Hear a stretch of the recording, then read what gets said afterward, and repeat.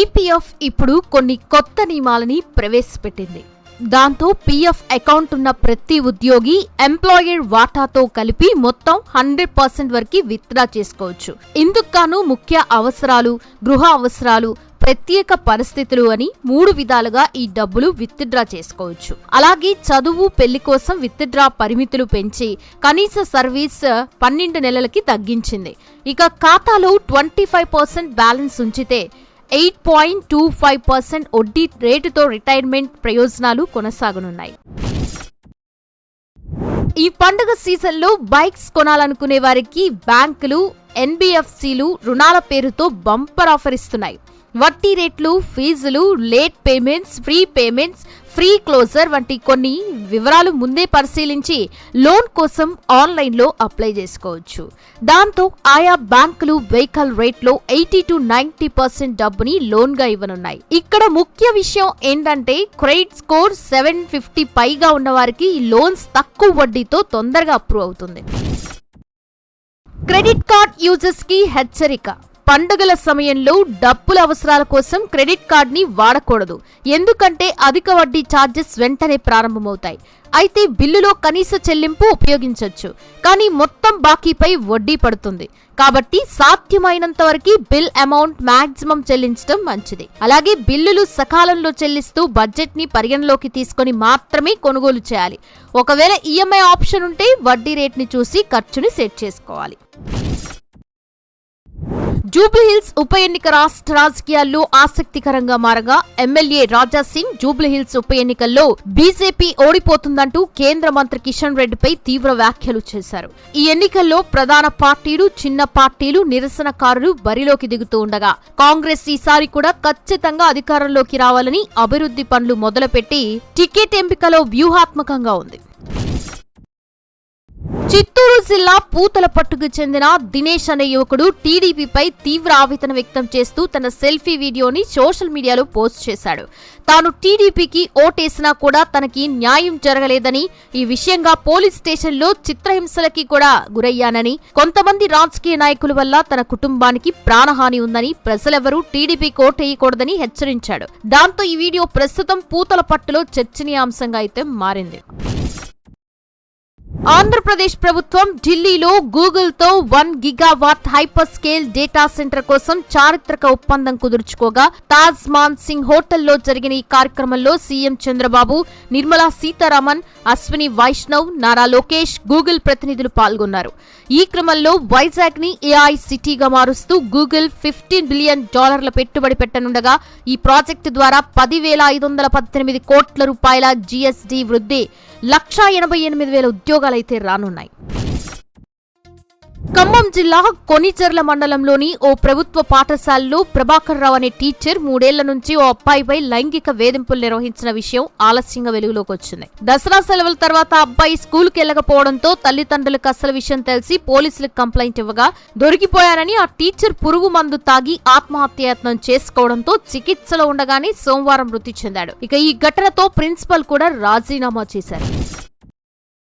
దేశ వ్యతిరేక కార్యకలాపాలకి పాల్పడుతున్న వాంటెడ్ నిందితుడు తౌసిఫ్ షేక్ ని ఆంధ్రప్రదేశ్ పోలీసులు మహారాష్ట్ర ఏటీఎస్ కోవర్ట్ ఆపరేషన్లో మాలేగావ్లో అరెస్ట్ చేశారు. ఈ తౌసిఫ్ పై ఆంధ్రాలో పలు కేసులుండగా అతడు తీవ్రవాద కార్యక్రమాల్లో పాల్గొంటూ కొంతమంది ఫారినర్స్ తో కూడా సంబంధాలు కలిగి ఉన్నాడని అధికారులు తెలిపారు. బ్యాంకులకి వేల కోట్ల రూపాయలుగా వేసి బ్రిటన్లో ఉన్న విజయ్ మాల్యా భారత బ్యాంకులపై తీవ్ర విమర్శలు చేశారు. 14,100 కోట్ల రూపాయల రికవరీ వివరాలు దాచిపెట్టారని, తాను పూర్తి రుణం చెల్లించినప్పటికీ రికవరీ ప్రక్రియ కొనసాగుతుందని బ్యాంకులపై ఫైర్ అవుతూ ఇప్పటికీ 10,200 కోట్ల రూపాయలకు పైగా చెల్లించారని పేర్కొంటూ అకౌంట్ స్టేట్మెంట్లు ఇవ్వాలని కోరారు. పూర్తి వివరాలు బయట పెట్టేవరకు యూకేలో చట్టపరమైన చర్యలు తీసుకోనని ఇటీవల కర్ణాటక హైకోర్టును ఆశ్రయించారు. బీహార్ అసెంబ్లీ ఎన్నికల కోసం మహాగఠ్ బంధన్లో సీట్ల సర్దుబాటు పూర్తయింది. ఆర్జేడీ అధినేత లాలూ ప్రసాద్ యాదవ్ పాట్నాకు వెళ్లగా ఈ విషయం పార్టీ శ్రేణులకు తెలియడంతో ఆయన నివాసంలో కోలాహలం ఏర్పడింది. అలాగే ఎల్లో కవర్లో అభ్యర్థిత్వ పత్రాలు చుట్టారన్న ప్రచారం కూడా నడిచినప్పటికీ దాని గురించి ఎలాంటి స్పష్టత అయితే రాలేదు. అమెరికా, చెన్నై ఉద్రిక్తతలు, ఆర్థిక అనిశ్చితలు, పండుగ సీజన్ కారణంగా దేశీయ మార్కెట్లో బంగారం ధరలు రికార్డు స్థాయికి చేరాయి. హైదరాబాద్ లో 24 క్యారెట్ల 10 గ్రాముల బంగారం ధర 1,30,850 రూపాయలు కాగా 22 క్యారెట్లది 1,17,780 రూపాయలుగా ఉంది. ఇక వెండి కిలో 1,85,000 రూపాయలకి చేరింది. అయితే సెప్టెంబర్ లో గోల్డ్ ఈటీఎఫ్లలో 8,363 కోట్ల రూపాయలు పెట్టుబడులు రాగా నిపుణుల ప్రకారం బంగారం ధర త్వరలో 1,50,000 రూపాయలకి చేరే అవకాశం అయితే కనిపిస్తోంది. ఐక్యరాజ్య సమితి జనరల్ అసెంబ్లీ సమావేశంలో బీజేపీ ఎంపీ నిషికాంత్ దూబే పాకిస్తాన్ ఉద్దేశించి తీవ్ర వ్యాఖ్యలు చేశారు. పాక్ ఐక్యరాజ్య సమితి అజెండాను ఉల్లంఘిస్తోందని, ఉగ్రవాదాన్ని ప్రోత్సహిస్తుందని, ఆ చర్యల వల్లే ఆఫ్ఘనిస్తాన్ భారతదేశంలోని యువత లక్ష్యంగా చేరుతున్నారని అన్నారు. అలాగే పాక్ ని ఇలాంటి ఉపన్యాసాలు ఆపి ముందు తమ దేశంలోని సమస్యలను పరిష్కరించుకోవాలని దూబే కోరారు. ఈజిప్ట్ లో ఇజ్రాయిల్ హమాస్ యుద్ధం ముగింపుకి శాంతి ఒప్పందం కుదిరింది. ఈ సందర్భంగా పాక్ ప్రధాని షహబాజ్ షరీఫ్ ట్రంప్ ని ప్రశంసలతో ముంచెత్తి గాజా శాంతికి ఆయన కృషికి పొగిడారు. ఇక భారత్ పాక్ మధ్య ఘర్షణని కూడా ట్రంప్ ఆపారని, ఆయన్ని నోబెల్ శాంతి బహుమతికి నామినేట్ చేసినట్లు వెల్లడించారు. అయితే షరీఫ్ మాటలకి ట్రంప్ నవ్వుతూ ఇక నేను మాట్లాడాల్సింది లేదు అని ఫన్నీగా చెప్పడంతో అందరూ నవ్వుకున్నారు. అమెరికా అధ్యక్షుడు ట్రంప్ H-1B వీసా ఫీజుని $1,00,000 పెంచిన తర్వాత టెక్ కంపెనీల్లో గందరగోళం చోటు చేసుకుందని TCS CEO కే కృతివాసన్ తెలిపారు.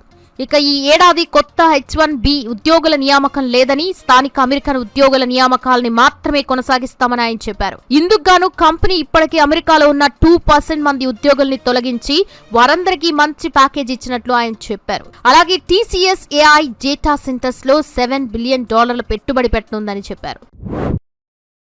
Celebrity talk show too much లో తను చేసిన వ్యాఖ్యలు వివాదంగా మారడంతో కాజల్ దీనిపై స్పందించింది. ప్రతి వృత్తిని గౌరవిస్తానని, తన వ్యాఖ్యలు తప్పుగా అర్థం చేసుకున్నారని, నటీనటులు పని నిరంతరం ఒత్తిడిలో కూడినదని, షూటింగులో బ్రేకులు లేకుండా ఎప్పుడూ అందుబాటులో ఉండాలని తెలిపింది. ఇక ఇతర ఉద్యోగాల్లో విశ్రాంతి లేదా టీ బ్రేకులు లేవని, ప్రతి క్షణం నటీనటులపై అందరి దృష్టి ఉంటుందని చెప్పుకొచ్చింది.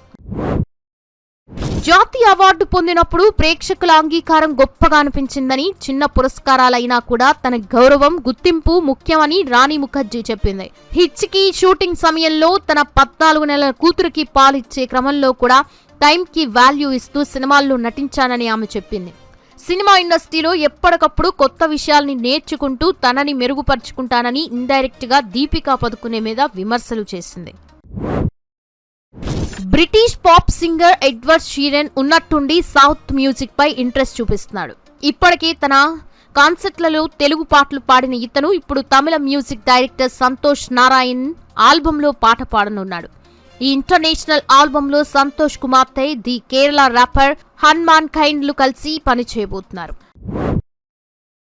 వెస్టిండీస్ తో జరిగిన రెండో టెస్ట్ లో భారత్ 7 వికెట్ల తేడాతో గెలిచి సిరీస్ ను 2/0తో క్లీన్ స్వీప్ చేసింది. ఈ మ్యాచ్ లో కేఎల్ రాహుల్ హాఫ్ సెంచరీ సాధించగా కుల్దీప్ యాదవ్ 5 వికెట్లు, జడేజా 3 వికెట్లు తీసి భారత్ 121 పరుగుల లక్ష్యాన్ని సులభంగా ఛేదించేలా చేశారు. ఇక విండీస్ రెండో ఇన్నింగ్స్ లో కాంబెల్, షై హోప్ సెంచరీలు సాధించగా Kuldeep player of the match, అలాగే Jadeja player of the series అవార్డులను గెలుచుకున్నారు.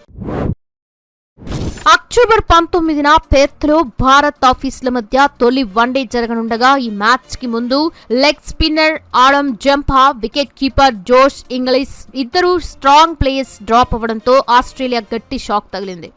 జంపా తన భార్య రెండో బిడ్డకి జన్మనివ్వనుండగా ఇంగ్లీష్ కాలి కండరాల గాయం నుంచి ఇంకా కోలుకోకపోవడంతో వీళ్లు తమ తొలి మ్యాచ్ కి దూరమయ్యారు.